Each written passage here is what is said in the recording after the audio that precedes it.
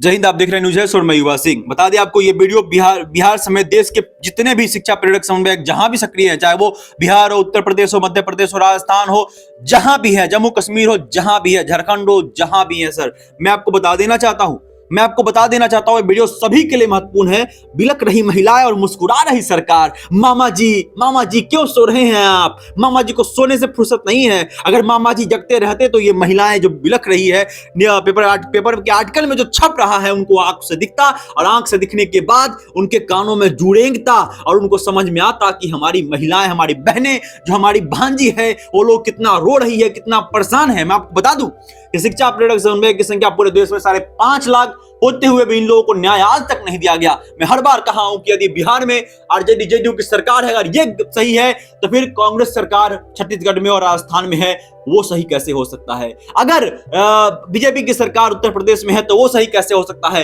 मैं आपको बता दूं, सारे राज्य में अलग अलग पार्टियां की सरकार है, उसके बावजूद भी आज तक न्याय नहीं दिया गया शिक्षा प्रेरक समन्वय को। बहुत सारे लोग ये सवाल करेंगे। मैं भी कहता हूं कि एक योजना साक्षर भारत मिशन केंद्र प्रायोजित योजना था, लेकिन उसके बावजूद भी सरकार के अधीन होकर इन लोगों ने काम किया। सरकार की, राज्य सरकार के अंतर्गत जितने भी योजनाएं उनको ग्रामीण स्तर पर और धरातल पर लाने का प्रयास किया, उसको सफल बनाने का काम किया। उसके बावजूद भी आज महिलाएं और बहनें, सरकार की बहनें और महिलाएं, उनके समाज के लोग ये रो रही हैं, महिलाएं बिलक रही हैं।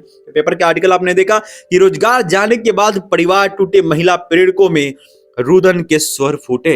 मैं आपको बता दूं, ये रुदन के स्वर सर ऐसे नहीं फूटे, ये रुदन के स्वर अंदर घाव कर चुके हैं इन लोगों के। और कौन करेगा सवाल? कौन रखेगा इनकी बात? कोई नहीं रखना चाहता, कोई नहीं करना चाहता इन सरकार से सवाल, कोई नहीं पूछना चाहता सरकार से सवाल। इन शिक्षा प्रेरक समन्वय को लेकर के मैं क्यों पूछता हूं, मैं क्यों हर बार चिल्लाता हूं, क्यों इनकी बात को रखता हूं? मैं आपको बता देना चाहता हूं, ये रखने का एक कारण है, मैं शिक्षा प्रेरक परिवार से हूं और वो हर लोग शिक्षा प्रेरक समन्वयक है जो जिन लोगों ने भी सरकार शिक्षा को लेकर के अलग जगाया है, शिक्षा को लेकर के आगे कुछ करने का प्रयास किया है, देश हित में काम किया है, राष्ट्र हित में काम किया है, वे सभी लोग शिक्षा प्रेरक समन्वयक है। लेकिन सरकार नहीं समझेगी। सरकार क्यों समझेगी इनकी बात? अगर सरकार समझती तो नॉर्मल लोक शिक्षा केंद्र को आदर्श लोक शिक्षा केंद्र बना करके विभिन्न योजनाओं को उनके लोक शिक्षा केंद्र के माध्यम से ग्रामीण स्थल तक और ग्रामीण धरातल तक पहुंचाने का, ग्रामीण लोगों तक पहुंचाने का प्रयास नहीं किया जाता। माननीय राष्ट्रपति महोदय से मंत्र नहीं किया जाता इनके कार्य को, लेकिन ये लोग समझेंगे नहीं। ये लोग इनकी पीड़ा, इनकी तकलीफ, इनकी मेहनत को, इनके संघर्ष को नहीं समझेंगे। इन लोगों को मजाक लगता है, इन लोगों को लगता है चलो ठीक है, ये ज्ञापन देने आ रहे हैं, इस ज्ञापन को लेकर के उसमें शाम को भूजा खाएंगे बना के।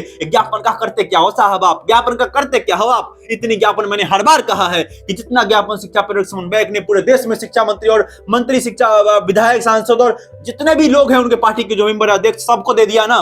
मैं सच कह रहा हूं कि अगर इसका जांच किया जाए पुख्ता से तो Guinness book of world record में इनका नाम आएगा। लेकिन आज तक इनकी जांच नहीं की गई और आज तक इनको न्याय नहीं दिया गया। कोई भी ऑफिशियल नोटिस नहीं निकाला गया कि आपको हटा दिया गया है। लेकिन सरकार जो भी कर रही है इनके साथ लगातार मजाक कर रही है। आप देख रहे हैं यहाँ पे कि बिलक रही प्रेरक महिलाएं और मुस्कुरा रही सरकार। ये वीडियो आप जितना हो सके शेयर कीजिए अपने साथियों के बीच और आप मोटिवेट होइए और आगे बढ़िए। संवैधानिक तरीके से काम करने की आपको जरूरत है। आपको गुमराह होने की जरूरत नहीं है। आप सरकार से सवाल करिए, लेकिन संवैधानिक तरीके से रखिए, अपनी बात को रखिए। आप जाइए, ज्ञापन दीजिए, पत्र दीजिए। मैंने कहा है कि हर बार आपने ऐसा किया, एक बार और अभी चुनाव का समय है। आप चुनाव में साबित करिए कि आप एक्टिव है, आप सक्रिय रहे हैं और आप बेहतर प्रयास कर रहे हैं और आपने बेहतर प्रयास किया है। और जाइए, ज्ञापन पत्र दीजिए मंत्री शासन विधायक को और उनको देने के बाद एक रिकॉर्ड करिए वीडियो और पूछिए कि सर न्याय कब तक हमको मिल जाएगा? कब आप मेरी बात को विधानसभा, विधान परिषद और संसद में उठा रहे हैं? कब आप मेरी बात को रख रहे हैं पुख्ता से? और रखने के बाद कब उसकी बात को फिर से वापस पूछ रहे हैं कि हमने जो संसद में ज्ञापन दिया, पत्र दिया, माननीय सदन के सामने प्रस्तुत किया, वो ज्ञापन और पत्र का क्या निर्णय निकल के आया?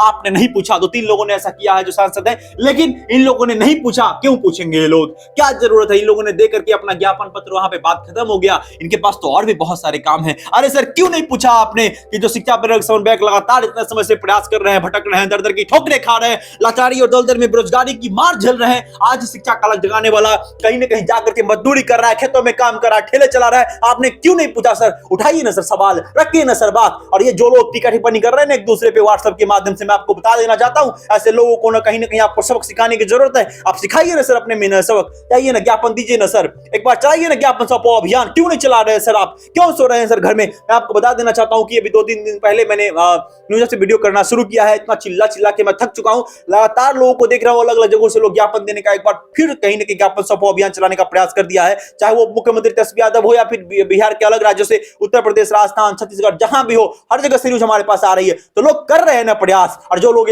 व्हाट्सएप पर बैठे बैठे ना मतलब अपने आप को बहुत बड़ा राजनेता समझते हैं कि हम बहुत बड़े लोग हैं। तो आपको बता देना चाहता हूं कि आप कुछ नहीं है सर, और आपने कुछ नहीं कर पाया अपने शिक्षा प्रेरकों के लिए। आज अगर शिक्षा प्रेरक समन्वय को न्याय नहीं मिल पाया है, उसका सबसे बड़ा जिम्मेदार आपके नेता है। इस बात को आप मान के चलिए। यदि आप नहीं मानते हैं तो आप गुमराह हो रहे हैं, आप भटक रहे हैं। आपको समझ जाना चाहिए कि आपको गुमराह करने वाला कोई और दूसरा नहीं, घर के लोग, वो लोग हैं जो आपके नेता हैं। उन लोगों पर भरोसा करके आपने गलती किया है। आप अपना ज्ञापन, अपना पत्र खुद ले जाकर के जाइए और दीजिए मंत्री विधायक सांसद, कहिए कि सर हमें न्याय कब तक मिलेगा। जाइए ना सर, 5 लोग रखिए ना, अपनी बात को दिखाइए ना, मोबाइल रिकॉर्ड कीजिए ना, पूछिए ना उनसे कब आप मेरी बात को उठा रहे हैं संसद, विधानसभा और संसद में रख रहे हैं, और पूछिए ना कब तक आप हमको न्याय दिलवाइएगा। नहीं तो अगली बार जब चुनाव आने के समय में उस वीडियो को अपने सोशल मीडिया प्लेटफॉर्म पर शेयर करिए। हर एक सोशल मीडिया प्लेटफॉर्म पर बताइए उनको, जब वो चुनाव देने के वोट मांगने आगे आते हैं आपके पास, जिस समय वोट मांगने आपके पास आएंगे उस समय उनको बताइए कि सर आपने देखिए मैंने आपको ज्ञापन पत्र दिया था, आपने सुनवाई नहीं किया। अरे ये क्या मजाक हो गया भैया, 4-4 घंटे 5-5 घंटे जाकर किसी मंत्री सांसद विधायक के यहाँ बैठोगे और उनके पास मौका नहीं होता, समय नहीं होता आपके लिए। अरे वो आपने चुन के भेजा है उनको,